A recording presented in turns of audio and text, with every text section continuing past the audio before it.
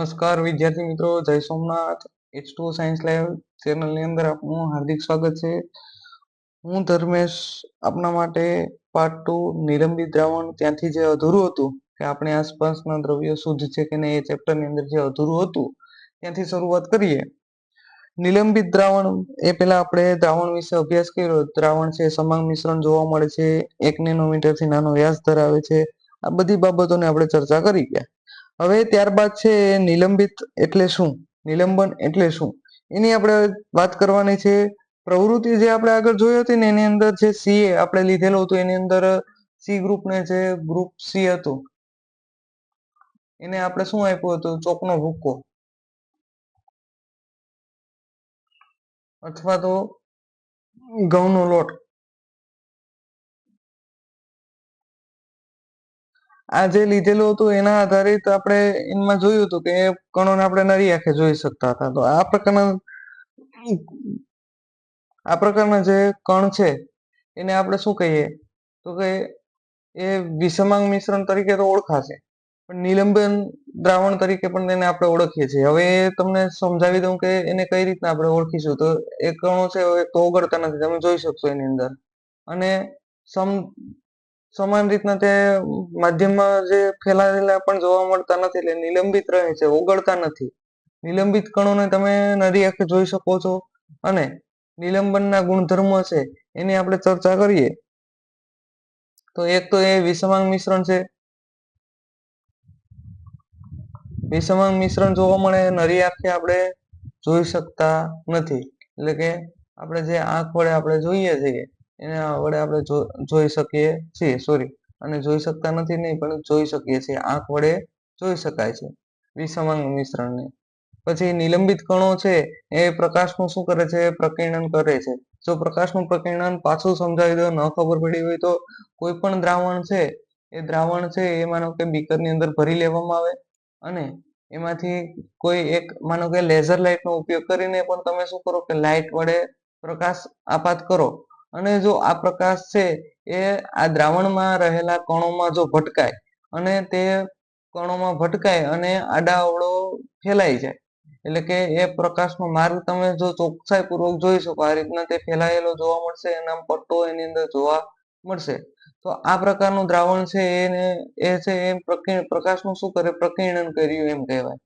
જો સમાંગ મિશ્રણ હશે તો એની અંદર આ ઘટના જોવા મળતી નથી, એટલે કે જે પ્રકાશનું કિરણ છે એ એકવાર દ્રાવણમાંથી જો આપાત થયું હોય તો એ બીજી દિશામાંથી નીકળશે એ તમે જોઈ શકશો, પણ અહીંયા જે જોવા મળશે નહીં. તો આ ઘટના એની અંદર જોવા મળે છે.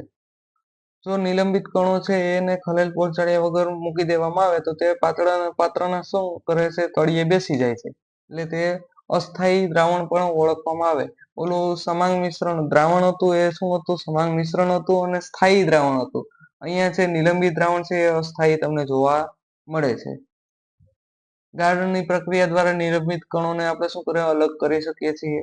અને નિલંબિત કણો છે તળિયે બેસી જાય ત્યારે આપણે શું કરીએ છીએ, તે નિલંબનનો નાશ પામે. એટલે કે જ્યારે તમે માનો કે કોઈ દ્રાવણ છે, નિલંબિત દ્રાવણ લીધેલું હોય અને તે તમે માનો કે કોઈ સળિયા વડે તેને હલાવ્યું અને પછી તમે પ્રકાશનું કિરણ પસાર કર્યું તો તે પ્રકાશનો માર્ગ શું થશે, પ્રકીર્ણન થશે.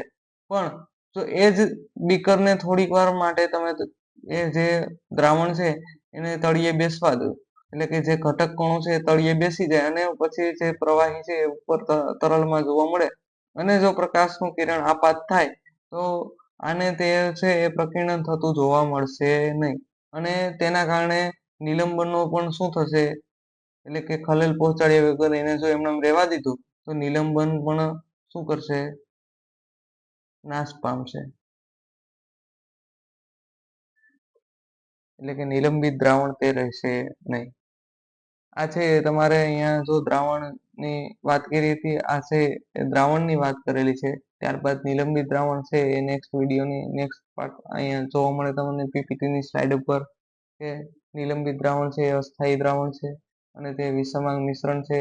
એને આપણે નરી આંખે જોઈ શકીએ છીએ, એના કણોને આપણે જોઈ શકીએ છીએ, અસ્થાયી દ્રાવણ છે અને પાત્રના તળિયે બેસી જાય છે અને પ્રકાશનું પ્રકીર્ણન કરે છે. ત્યારબાદનો ટોપિક છે કલિલ દ્રાવણ. કલિલ દ્રાવણ એટલે શું? આ એક અગત્યનો ટોપિક છે. આની અંદર આ પણ ઘણી વખત છે એના ગુણધર્મો પૂછાતા જોવા મળશે. કલિલ દ્રાવણ વિશે પણ પૂછાતું જોવા મળશે. તો છેલ્લે આપણે જે ઓલા પ્રવૃત્તિની અંદર ગ્રુપ ડી ને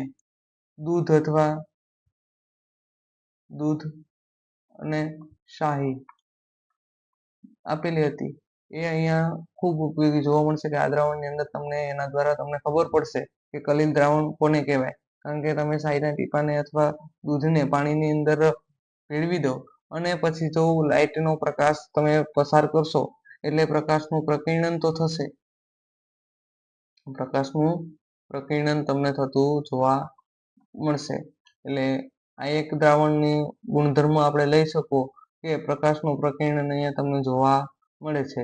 નિલંબિત કણોની જેમ આના કદ પણ શું હોય, નાના હોય અને તેને વાસ્તવમાં કલિલનું મિશ્રણ અથવા વિષમાંગ જ જોવા મળશે. સમાંગ રીતના તમને જોવા મળશે નહીં. એટલે આ દ્રાવણ છે એ કેવું છે, વિષમાંગ છે. દૂધને કલિલના કણોના પ્રકાશનું પ્રકીર્ણન છે એ આસાનીથી કરે છે અને પ્રકાશ છે એ કિરણપુંજ દ્વારા પ્રકીર્ણનને શું કહેવામાં આવે છે, ટિન્ડલ અસર કહેવામાં આવે છે. જે પ્રકાશનું પ્રકીર્ણન થશે એ ટિન્ડલ અસરનું પણ ઉદાહરણ છે. ટિન્ડલ અસર પણ જોવા મળે છે. ટિન્ડલ નામના વૈજ્ઞાનિકે જો આ શોધ કરેલી હતી એટલે ટિન્ડલ અસર તેનું નામ આપવામાં આવ્યું. હવે સૂર્ય કે પ્રકાશનું કિરણ છે, કિરણપુંજ નાના છિદ્ર મારફતે અંધારા ઓરડામાંથી જ્યારે પસાર થાય ત્યારે ટિન્ડલ અસર તમને જોવા મળે. અને આ જ ઘટના છે એ ગાઢ જંગલમાં વૃક્ષો છે, ગાઢ જંગલમાં વૃક્ષો છે ની જગ્યામાં થી જ્યારે પ્રકાશ પસાર થાય ત્યારે પણ આ જ ઘટના તમને જોવા મળશે. એ જ રીતના કોપર સલ્ફેટનું દ્રાવણ છે એ ટિન્ડલ અસર દર્શાવતું નથી અને પાણી અને દૂધનું મિશ્રણ છે એ ટિન્ડલ અસર દર્શાવે છે. આ પણ યાદ રાખવાનું છે, ઘણી વખત પૂછાય છે. કોપર સલ્ફેટનું દ્રાવણ છે એ ટિન્ડલ અસર દર્શાવશે નહીં, તે દ્રાવણ છે સમાંગ મિશ્રણ ધરાવે છે એટલા માટે. ત્યારબાદ કલિલના ગુણધર્મ, તો એની વાત કરીએ તો વિષમાંગ મિશ્રણ છે. આ આપણે પાછું રિપીટ થાય. અતિ સૂક્ષ્મ કણ તમને જોવા મળે, નરી આંખે આપણે જોવા મુશ્કેલ છે. એટલે કે આપણે એને જોઈ શકતા નથી, પણ મુશ્કેલ થોડાક જોવા મળશે જોવા માટે. કલિલ એટલા મોટા હોય કે જે પ્રકાશના પ્રકીર્ણનનું છે એ કિરણપુંજનું પ્રકીર્ણન થઈ શકે છે અને પ્રકાશના માર્ગને શું કરે છે, દ્રશ્યમાન કરે છે. પણ હા, નિલંબિતની જેમ અહીંયા ખલેલ પહોંચાડ્યા વિના જો તળિયે બેસવા દઈએ તો એ બેસતું નથી. એટલે ખોટો સમય વ્યર્થ ન કરવો અને આ છે સ્થાયી દ્રાવણ તરીકે પણ ઓળખવામાં આવે છે. એટલે ખાસ યાદ રાખવું કે પ્રકાશના આ જે કલિલ દ્રાવણને ખલેલ પહોંચાડ્યા વિના જો તળિયે બેસાડવાનો પ્રયત્ન કરવામાં આવે તો તે તળિયે બેસશે નહીં. એટલા માટે આને સ્થાયી દ્રાવણ તરીકે પણ ઓળખવામાં આવે છે. કલિલની જો અસર, અહીંયા તમને પ્રકાશનું પ્રકીર્ણનની ઘટના જોવા મળે છે. જો અહીંયા છે પ્રકાશનું પ્રકીર્ણન થતું નથી, અહીંયા જો ચોકડી મારો કે પ્રકાશનું પ્રકીર્ણન થતું નથી, પણ અહીંયા પ્રકાશનું પ્રકીર્ણન થાય છે. તો આ તમને ખાસ નોંધ લેવી, યાદ રાખવું. આ અત્યારે તો પ્રવાહી જેવું જોવા મળે, દૂધનું અને પાણીનું મિશ્રણ છે એમ સમજવું. અહીંયા તમને લખેલું પણ છે એટલા માટે. ઓકે, ટિન્ડલ અસર ખાસ યાદ રાખવાની છે. ટિન્ડલ અસરના ઉદાહરણ છે એ અહીંયા આપેલા છે, દૂધ, ધુમાડો અને વાદળાઓ. અહીંયા મિશ્રણ છે એના ત્રણેય પ્રકારોને અલગ અલગ રીતના જે તમને દર્શાવવામાં આવ્યા છે. આની અંદર હું કોઈ અંડરલાઈન વધારે કરતો નથી, પણ તમને ખાસ યાદ રાખવું કે કઈ પદ્ધતિ દ્વારા કોઈને અલગ કરી શકાય કે ન કરી શકાય એની પણ અહીંયા તમને માહિતી આપેલી છે. સ્ક્રીનશોટ પાડી અને યાદ રાખી શકો, શોર્ટકટ રીત બની શકે આના દ્વારા. ભૌતિક વિરુદ્ધ રાસાયણિક ફેરફારો, આની ચર્ચા કરવાની છે આપણે. જે આગળ છે એ ટોપિક એના આધારિત કે ભૌતિક ફેરફાર કોને કહેવાય ને રાસાયણિક ફેરફાર કોને કહેવાય. તો ભૌતિક ફેરફાર છે એની અંદર પહેલા તો તમને હું કહી દઉં કે તેને તમે નરી આંખે જોઈ શકો. ભૌતિક ફેરફાર છે ને, ભૌતિક ફેરફારની અંદર બરફ છે એનું પાણીમાં રૂપાંતરણ થાય. બરફ છે એ પાણીમાં રૂપાંતરણ થાય અને પાણીનું છે એ વાયુમાં રૂપાંતરણ થાય. આ બધી ઘટનાઓને તમે શું કરો, જોઈ શકો. એટલે આ પ્રકારની ઘટનાઓને તમે જોઈ શકશો ભૌતિક ફેરફારમાં. આ સર્વસામાન્ય બાબત છે, યાદ રાખવું હોય તો. અને એના બંધારણની અંદર કોઈ જાતનો ફેરફાર નથી થાય કે H2O છે તો પાણીના જે પાણીનું સૂત્ર છે એમાં કોઈ જાતનો ફેરફાર નહીં થાય, ગમે એવી અવસ્થામાં રૂપાંતર થશે. પણ જો રાસાયણિક ફેરફાર એટલે કે લાકડું સળગે અને એમાં રહેલા જે બંધ તૂટે અને એના દ્વારા અલગ અલગ વાયુઓ કાર્બન ડાયોક્સાઇડ ને રાખ ને બીજા બધા અશ્મિભૂત વાયુઓ છે એમાંથી દૂર થશે ત્યારે આ રાસાયણિક ફેરફાર તમને જોવા મળે. આ ભૌતિક ફેરફારને તમે મહદ અંશે જોઈ શકો કે કઈ રીતના ફેરફાર થઈ રહ્યો છે. પણ રાસાયણિક ફેરફારની અંદર જે બંધ તૂટે એ તમે જોઈ શકતા નથી. એટલા માટે આ રાસાયણિક પ્રક્રિયા છે એને તમે જોઈ શકતા નથી. તેથી તે પ્રક્રિયા એ રીતના આપણે ઓળખી શકીએ અને ભૌતિક ફેરફારને એ રીતના ઓળખી શકીએ. બાકી સામાન્ય ઉદાહરણ ભૌતિક ગુણધર્મો તમને અહીંયા નીચે આપેલા છે કે રાસાયણિક સંરચનામાં સમાન રહે પરંતુ ભૌતિક જે પદાર્થ છે એ નવો પદાર્થ બનતો નથી. આની અંદર નવો પદાર્થ મળશે નહીં અને રાસાયણિક સંરચના એની અંદર સમાન રહેશે. જ્યારે આની અંદર રાસાયણિક સંરચના બદલાય છે અને નવા ગુણધર્મો વાળો પદાર્થ પણ તમને અહીંયા મળશે. લાકડું સળગે ત્યારે તમને એમાંથી શું મળશે? તમને રાખ પણ મળશે અને કાર્બન ડાયોક્સાઇડ પણ મળશે. એટલે ઘણા તત્વો પણ અલગ થતા તમને જોવા મળશે. આ તમારે ટોપિક નથી, આની અંદર આપણે આગળ વધવાનું નથી આવતું. ઓકે, ભૌતિક ફેરફારો અને રાસાયણિક ફેરફારો આપણે આગળ જોઈ ગયા એ જ વસ્તુ છે. એમાં કોઈ જાતનો અલગ ફેરફાર નથી. તમને ખાલી યાદ રાખવું હોય તો ભૌતિક ફેરફારની અંદર એટલું યાદ રાખવાનું છે તો કે રંગ, સખ્તાઈ, કઠિનતા, તરલતા, ઘનતા, ગલન બિંદુ અને ઉત્કલન બિંદુના વગેરે જેવા ભૌતિક ગુણધર્મો તમને જોવા મળશે. આ યાદ રાખવાનું છે. અને જે પદાર્થ છે એક અવસ્થામાંથી બીજી અવસ્થામાં રૂપાંતરણ થાય ત્યારે ભૌતિક ફેરફાર થાય અને ફેરફારોના કારણે જે પદાર્થની રચના છે અને રાસાયણિક સ્વભાવ છે એ આમાં બદલાતો નથી. એ યાદ રાખવાનું છે. પણ રાંધણ તેલ છે અને પાણી છે બંને શું છે? પ્રવાહી છે. તો આ એના ભૌતિક ગુણધર્મો છે. રાસાયણિક લાક્ષણિકતાઓ અલગ અલગ હોય. તેઓ વાસ અને જ્વલનશીલતાના આધારે પણ જુદા પડે છે. હવામાં સળગે છે જ્યારે પાણીમાં આગ બુઝાવે છે. એ રાસાયણિક ગુણધર્મો છે. આ તમારા રાસાયણિક ગુણધર્મો અને ભૌતિક ગુણધર્મો. સળગવું એ પણ શું છે? રાસાયણિક ફેરફાર તમને જોવા મળે છે. રાસાયણિક ફેરફારો છે એ દ્રવ્યના રાસાયણિક ગુણધર્મોનો બદલાવ લાવે છે. જેના કારણે નવો પદાર્થ પ્રાપ્ત થાય છે અને મીણબત્તી છે એ સળગતી વખતે ભૌતિક અને રાસાયણિક બંને પ્રક્રિયાઓ દર્શાવે છે.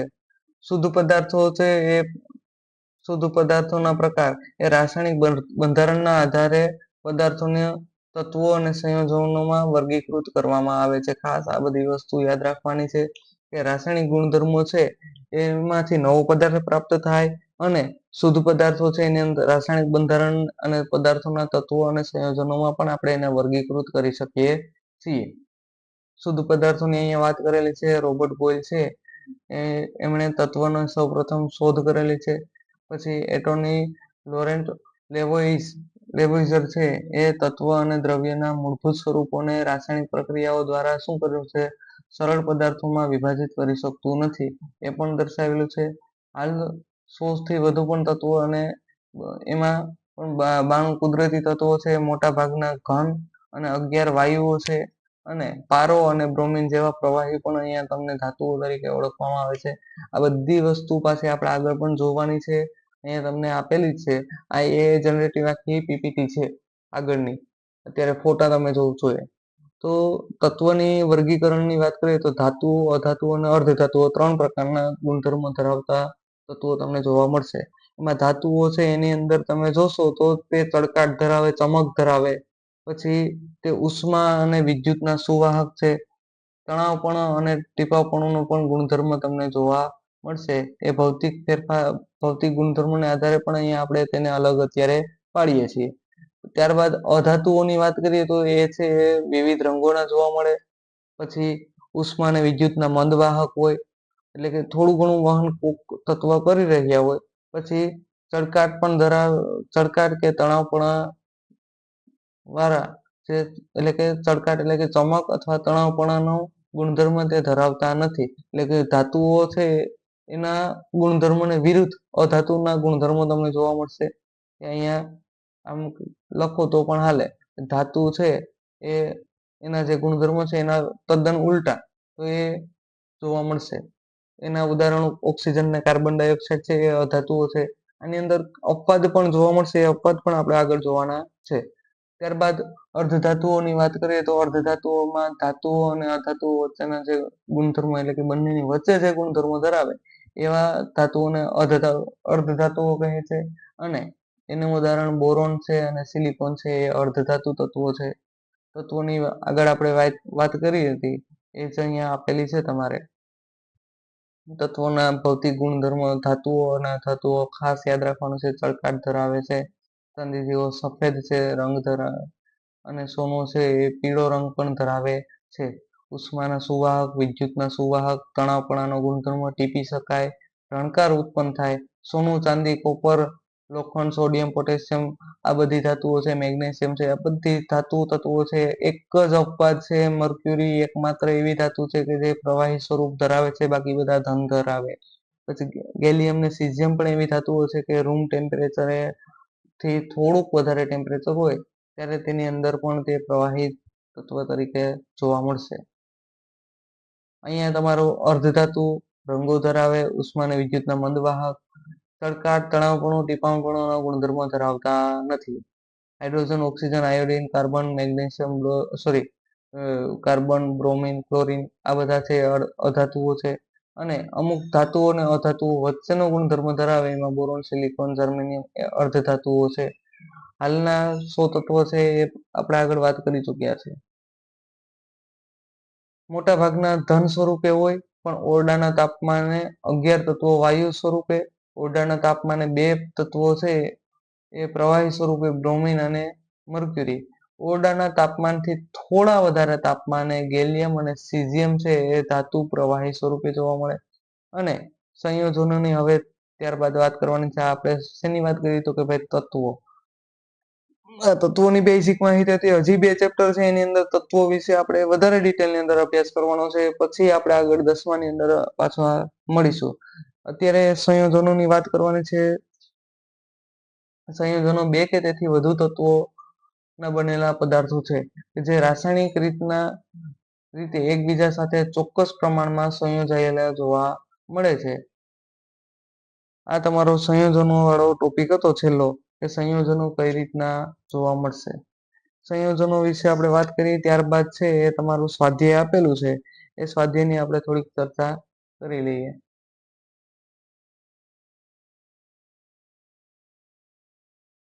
આ હતા મિશ્રણ. પેલા આપણે મિશ્રણની વાત કરી અને ત્યારબાદ આપણે સંયોજનોની વાત કરેલી છે. તો તમારી સામે જોવા મળે છે કે તત્વો અને સંયોજનોની અહીંયા ચર્ચા કરેલી છે. તત્વો છે એ માત્ર ભેગા થાય છે મિશ્રણની અંદર અને નવો પદાર્થ બનાવે છે. નવો પદાર્થ બનતો નથી પણ ઘટકો પોતાના મૂળ ગુણધર્મને જાળવી રાખે છે અને ચુંબક વડે આકર્ષાય છે મિશ્રણમાં. સામાન્ય મિશ્રણની વાત કરેલી છે. માનો કે આ પાવડર છે એમ સમજી લો કે રેતી છે અને આ લોખંડ છે. આ મિશ્રણની વાત કરી. પણ સંયોજન જ્યારે થાય ત્યારે તત્વો રાસાયણિક પ્રક્રિયાથી ચોક્કસ પ્રમાણમાં જોડાય અને નવો પદાર્થ બનાવે છે. આ નવા પદાર્થના ગુણધર્મો છે એ સંપૂર્ણ અલગ હોય અને ચુંબક તેને આકર્ષી શકતો નથી. આ એક પ્રવૃત્તિની અંદર હું તમને એવું કહી દઉં કે લોખંડ છે એના મિશ્ર ધાતુ દ્વારા એમ સમજી લો કે આ છે એ સ્ટીલ બનાવવામાં આવ્યું. તો સ્ટીલ છે એ ચુંબક દ્વારા આકર્ષણ પામતું નથી. એટલા માટે આપણે એવું કહી શકીએ કે આ સંયોજન છે અને આ છે એ શું છે મિશ્રણ છે. હવે ત્યારબાદ છે તમે તમારા જે સ્વાધ્યાયના પ્રશ્નો છે એનો જવાબ તમારે જોતો હોય તો તમારી સ્ક્રીન સામે દેખાઈ રહેલો છે. બધા ચેનલને લાઈક, શેર અને સબસ્ક્રાઇબ કરવાનું ભૂલવાનું નથી. આવા જ વિડીયો જોવા માટે જોડાયા રહેજો.